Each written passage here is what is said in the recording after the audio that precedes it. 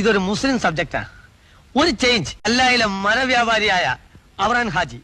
ഹാജിയാർക്ക് 3 ഭാര്യമാർ. അതെ, ഈ 3 ഭാര്യമാരിലായി 4 ആൺമക്കൾ.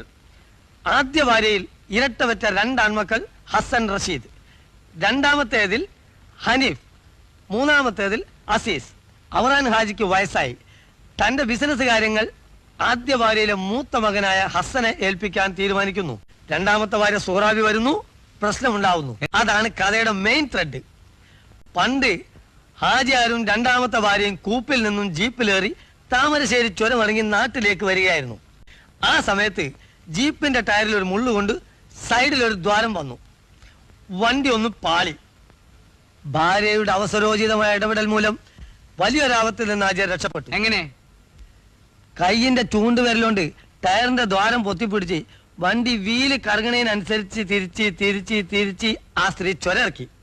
ഹാജിയാർ രക്ഷപ്പെട്ടു. അന്ന് ഹാജിയാർ അവർക്ക് ഒരു വരം കൊടുത്തു. വരോ? അതെ, അതായത് വാക്ക്. വാക്ക്? എന്നാ വാക്ക് എന്താണെന്ന് ഞാൻ പറയട്ടെ.